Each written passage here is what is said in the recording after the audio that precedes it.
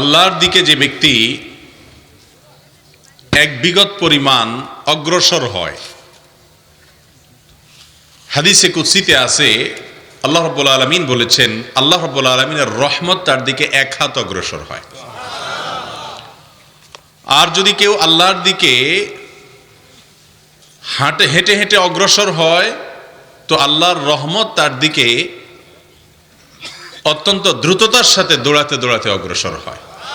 মুহতারাম হাজরিন, আল্লাহ রাব্বুল আলামিন আমাদেরকে দুনিয়ার জীবনে পাঠিয়েছেন। এই গোটা জীবনটা হলো পরীক্ষা। গোটা জীবনটাই আল্লাহর পক্ষ থেকে এক একটা পরীক্ষা বলা যেতে পারে।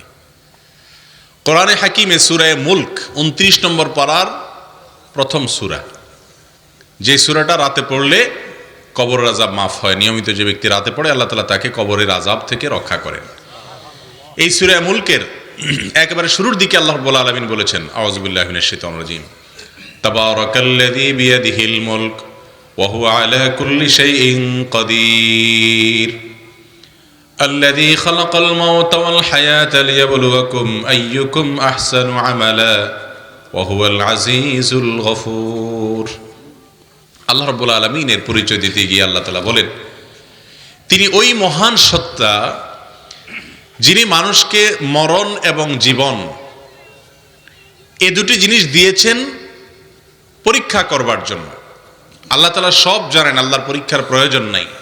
এখানে পরীক্ষা বলতে উদ্দেশ্য হলো আল্লাহ তাআলা প্রমাণ করতে চান যে তোমাদের মধ্যে কে কত ভালো আমল করে, কার আমলের কোয়ালিটি কত সুন্দর, এটা আল্লাহ তাআলা পরীক্ষা করতে চান। এই জন্য আল্লাহ তাআলা দুনিয়াতে পাঠিয়েছেন, জীবন মরণ দিয়েছেন। তাহলে গোটা জীবনের উদ্দেশ্যই হলো পরীক্ষা। আর পরীক্ষা বিভিন্নভাবে হয়। আপনার যে দোস্ত আছে, আমাদের বিভিন্ন রকমের বন্ধু বান্ধব আছে না নাই? এই বন্ধু বান্ধবদেরকে দেখবেন বিভিন্ন রকমের আছে। কিছু বন্ধু বান্ধব আছে দেখবেন এই বন্ধু বান্ধবরা আপনার জন্য বন্ধুত্বের ব্যাপারে মুখে খই ফুটাবে, মুখে বলবে দোস্ত তোমার জন্য জীবন দিয়ে ফেলবো। আরে বন্ধু বলে কোনো কথা, বন্ধুর উপরে কিছু আছে নাকি? খুব দোস্তি জাহির করে, কিন্তু তাকে কোনো কাজের বেলায় আপনি পাবেন না। কোথাও একটু শরীরে খাটতে হবে, গায়ে খাটতে হবে, কাজকাম বাদ দিয়ে আসা লাগবে। যদি ফোন করেন দোস্ত ফাইসা গেছি, একটু কাজকাম বাদ দিয়ে তুমি আসতে পারো কিনা, বলে না দোস্ত আমি তো একটু ঝামেলার মধ্যে আছি। পয়সা কড়ির জন্য ফাইসা গেছেন, ফোন দিয়েছেন দোস্ত একটু কিছু টাকা লোন দেওয়া দরকার, হাওলাত দেওয়া দরকার। যেই দোস্ত দোস্ত দোস্ত করতে করতে মুখ দিয়ে ফেনা বাইর করে ফেলায়, সেই দোস্ত দেখবেন ওই পয়সার কথা বললে এরপরে বলবে হ্যালো, হ্যাঁ কি জানি বলছো, আরে নেটওয়ার্কে ডিস্টার্ব, কেটে দিবে, শেষ। আছে না নাই এরকম? এইটা হলো এক রকমের দোস্ত, শুধু মুখে দাবিতেই দোস্তি আছে, দোস্তির কোনো প্রমাণ, বন্ধুর জন্য কোনো ত্যাগ সে করতে পারে না। এটা হলো বাটপার দোস্ত। এটা হলো এমন দোস্ত যে দোস্ত তার দোস্তিতে কপট, মুনাফিক, কথার কাজে কোনো মিল নাই। আরেক দোস্ত আছে, যেই দোস্ত আপনি তাকে যদি বলেন দোস্ত আমি একটু ফাঁসা গেছি, এই মুহূর্তে একটু তুমি আইসা হেল্প না করলে হয় না, শারীরিক হেল্প দরকার, সময় দেয়া দরকার এখন এই টাইমে। তো সে দোস্ত বলবে শোনো টাকা পয়সা লাগলে কিছু নিয়ে যাও, সমস্যা নেই, কিন্তু টাইম আমি দিতে পারবো না, আমার টাইমের অনেক দাম। আপনি যত কষ্ট করেন, যত মরে যান, সে টাইম আপনাকে দিবে না। পয়সা লাগলে কিছু পয়সা নিয়ে যাও, আমার পয়সার অভাব নাই, কিন্তু টাইমের অনেক দাম, টাইম দিবে না। ধরেন কথার কথা আপনার মেয়ের বিয়ে, ছেলের বিয়ে, আপনার নিজের বিয়ে, দোস্ত তখন ওই বিয়েতে শরিক হওয়ার জন্য বড় কোনো স্যাক্রিফাইস করে হয়তো আশা লাগবে।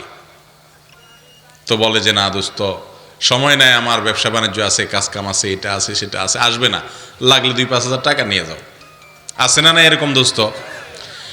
আবার কিছু দোস্ত আছে এর উল্টা, পয়সা কড়ি চাইলে বলে দোস্ত গায়ে খাইতে দিমুনের সমস্যা নেই, পয়সা কড়ি চাইও না, এটা পারবো না।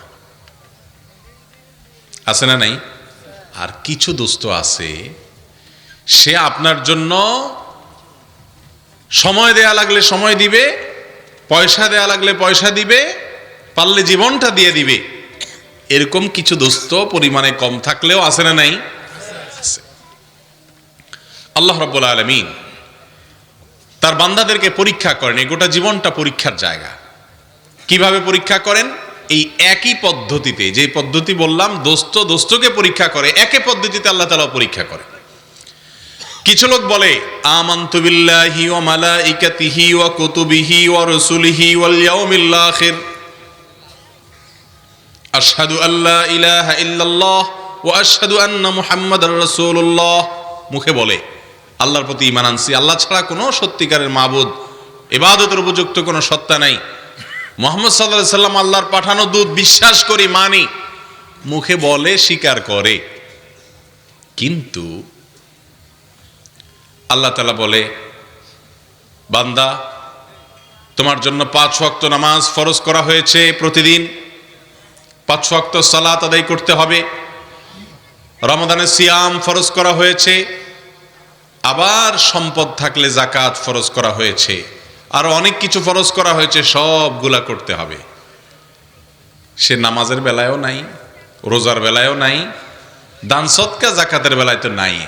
কিন্তু মাশাআল্লাহ নাম একখান রাখছে মুসলমানের, দাবিতে খুব লম্বা মুসলমান। যদি জিজ্ঞেস করেন ভাই মুসলমান না হিন্দু, সাথে সাথে 2-4 বক্সের মেরে দিবে। ঠিক না? ঠিক। দাবিতে মুসলমান, কাজে কিচ্ছুই নাই। আবার কিছু মুসলমান আছে, যে মুসলমানদেরকে আল্লাহ তাআলা পয়সা করে দিছেন, বড়লোক মানুষ। হুজুররা যদি দাওয়াত দিতে যায়, আলেমরা যদি বলে ভাই দিনের পথে চলেন, কবরে তো যেতেই হবে, বলে হুজুর এত কথা বলেন না, আপনি মাহফিল করবেন, টাকা নিয়ে যান, 10,000 20,000 কত লাগে বলেন, দিয়ে দিতেস। মসজিদ করছেন, সিমেন্ট রড যা লাগে দিয়ে দিতেস। আপনার মাদ্রাসা টাকা লাগবে, নিয়ে যান। হজে চলেন হাজিজ ভাই, না হজে যাওয়ার সময় আমার নাই, অনেক ব্যস্ত আমি। আছে না নাই?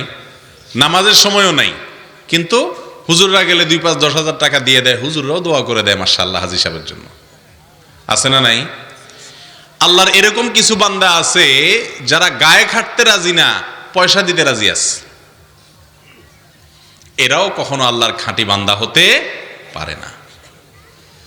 আংশিক আল্লাহর বন্দেগী করেছে, কিন্তু বাকি অংশ আল্লাহর বন্দেগী হয় নাই। আবার কিছু লোক আছে গায়ে ঘাটতে রাজি আছি, হুজুর ওয়াজ করেন, অসুবিধা না, রাত 12টা-1টা পর্যন্ত বসে শুনুম না, সমস্যা নেই, কিন্তু টাকার কথা বলেন না, এটা আমি অনেক মায়া করি, এটা ছাড়বো না। আছে না নাই? মসজিদ মাদ্রাসার জন্য লাগুক, গরিব মানুষের জন্য লাগুক, ওয়াজ মাহফিলের জন্য লাগুক, পয়সা দিবে না, কিন্তু ওয়াজ শুনবে, আমল করবে। এরকম লোক আছে না নাই? অর্ধেক আল্লাহর গোলামির স্বাক্ষর রেখেছে, বাকি অর্ধেকে আল্লাহর গোলামি করে নাই, গায়ে খাটতে রাজি আছে, পয়সা দেয় নাই। আর আল্লাহর হাতে গোনা খুবই নগণ্য সংখ্যক কিছু ইমানদার বান্দা আছে যারা বলে ইন্না সালাতি ওয়া নুসুকি ওয়া মাহইয়ায়া ওয়া মামাতি লিল্লাহি রাব্বিল আলামিন। আমার জীবন, আমার মরণ, আমার সব কিছু আমি আল্লাহর উদ্দেশ্যে নিবেদন করেছি, সব কিছু আল্লাহর জন্য দিয়েছি। আল্লাহ তাআলা যদি বলেন আমি আমার সময় কেন জীবনে দিতে প্রস্তুত, সম্পদ, বুদ্ধি, বিবেক, আনুগত্য করে আল্লাহর সামনে সব কিছু আমি সমর্পণ করতে রাজি আছি, কোরবানি করতে রাজি আছি, এই ব্যক্তি হলো হাকিকি এবং আসল ইমানদার। ঠিক না ঠিক? ওই যে দোস্তের মধ্যে যেরকম আসল দোস্ত হলো সব দিতে রাজি আছে, আল্লাহর ইমানদার বান্দা হিসাবে আসল ইমানদার সে যে আল্লাহর নির্দেশে সবকিছু করতে প্রস্তুত, তার গোটা জীবন আল্লাহর সামনে উৎসর্গ করেছে, কোরবানি করেছে, ত্যাগ করেছে, এ হলো আসল বান্দা।